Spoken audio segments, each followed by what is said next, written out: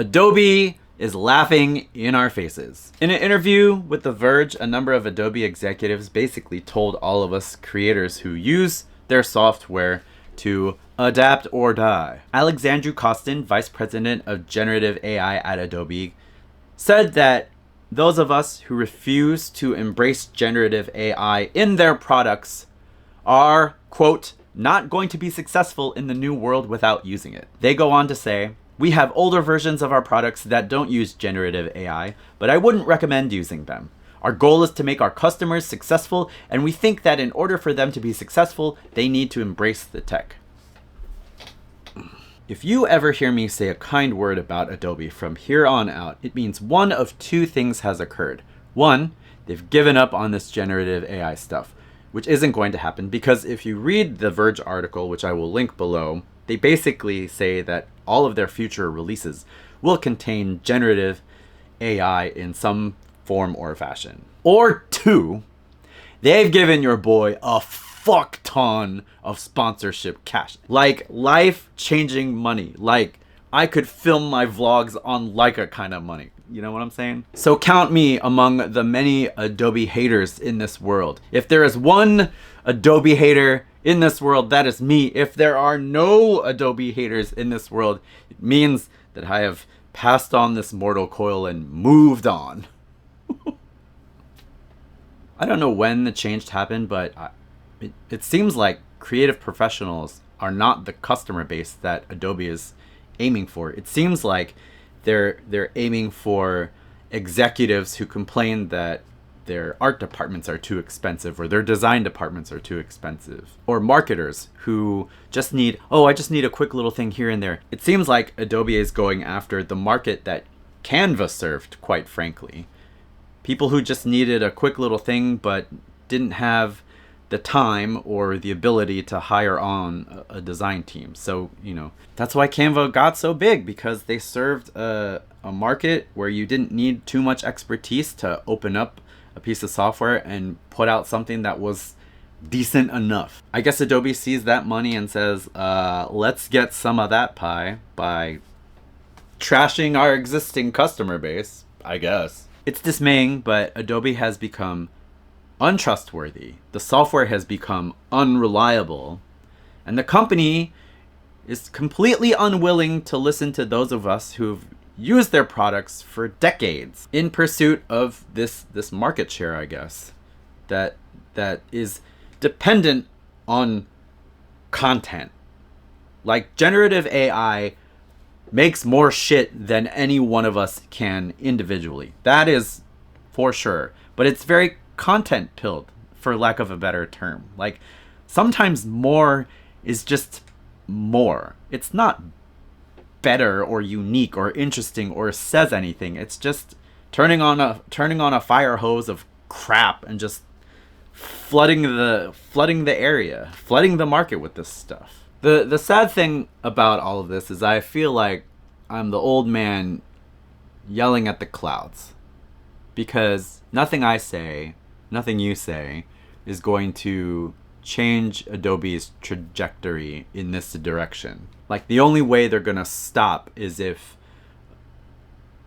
we make a dent in their earnings. Like if enough people cancel their subscriptions, then maybe Adobe will listen. But they're being embraced by all of these businesses who want just more content, who want content. They don't want art. They don't want design. They don't want logos. They don't want visual messaging that communicates an idea. They want content. And for people who want content, generative AI is a gift.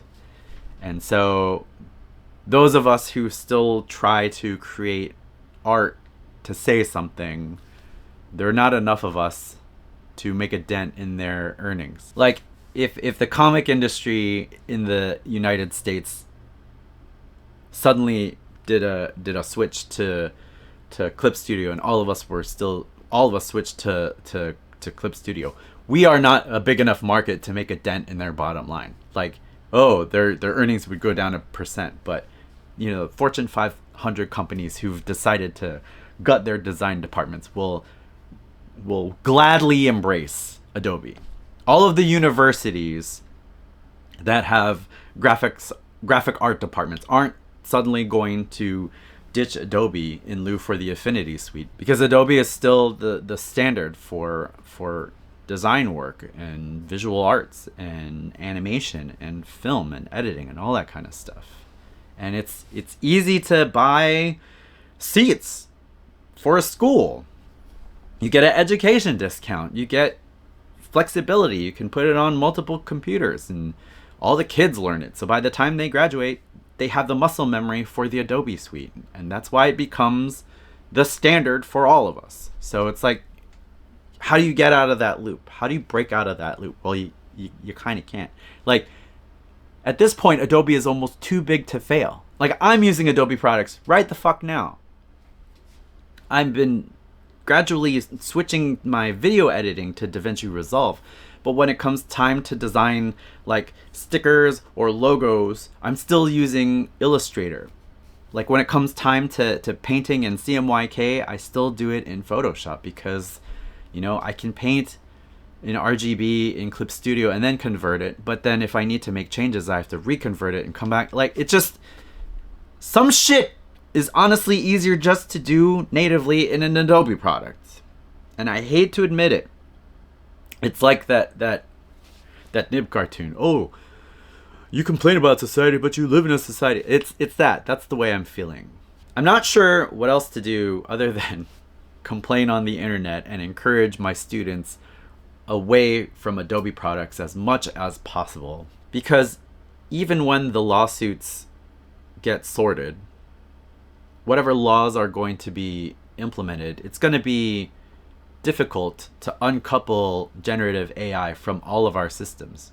Because while the courts are taking their time, while the suits are being settled, generative AI is being put into everything. Apple announced a new slate of products with a heavy focus on Apple Intelligence. Like, you're never going to be able to buy a new phone without some sort of generative AI in it. Like iPhones, they're all going to have Apple Intelligence. Androids are going to have whatever generative thing Google is putting out. Windows machines all have Copilot.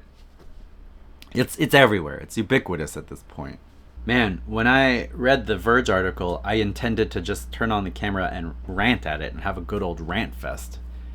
But now I'm really sad.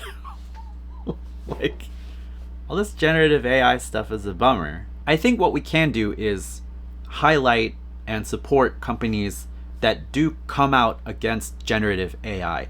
PROCREATE was very vocal about their stance against it. Escape Motions, which creates Flame Painter and Rebel, they've come out against generative AI. I really need to get back into Rebel because the painting program looks like a lot of fun, and I've been looking for like some good oil brushes, so maybe I'll jump into that at some point. And then the other thing is, like, maybe a lot of us digital artists can go back to traditional medium. That's not an answer for everybody. I know a lot of people adopted digital art because it's easier to draw on a tablet if you have physical limitations. So I understand. But if you have the ability to go back to traditional medium, that could be fun. The paper's not going to draw for you. The pen isn't going to draw for you. So you've got that, right? I've been getting into different kinds of fountain pens and ballpoint pens, and I have a little sketchbook that I just do ink with at my desk, so that if I get stuck on a page that I'm working on in Clip, I can take a break and just doodle on the paper, and that helps. That makes me feel something. I guess the other thing you can do is, if you have friends who also create stuff, maybe they don't draw, but maybe they're into crafting, maybe you could have like art days with them, like get together on the weekends and just draw or craft, or draw and craft, or build model kits, or just do stuff with people to remind you that not everybody is out to get you. Just because Adobe is being a shit ass doesn't mean everyone else is super excited about generative AI. Maybe your friends who make stuff also feel the way you do and are a little concerned about what this means for their potential businesses. Art days with friends can help a lot. I encourage you to read the Verge article. It ends on a much more positive note than I'm communicating here. So that's nice, I guess. Other than that, I'd say just keep making stuff. Despite all of this generative AI shit, despite all the scraping, despite all of these models, we have to make stuff.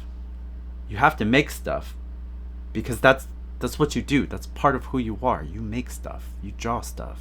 You make videos. You make music. You create. That's dope as fuck. And no computer program is going to take that away from you. It might take your ability to make money at this stuff, but you got to keep making stuff. At least that's what I keep telling myself in the mirror. I feel like at some point I'm going to have to figure out how to talk to normal people about generative AI without freaking out on them. I'm not at that point yet. But yes, please keep making stuff, because at least you'll have that feeling of accomplishment, that it took more than just typing in a prompt and watching the computer do all the work for you. You'll have done something. And that's got to be worth it, right? That's got to be worth something. I believe it's worth something. I hope you do too. All right, bye.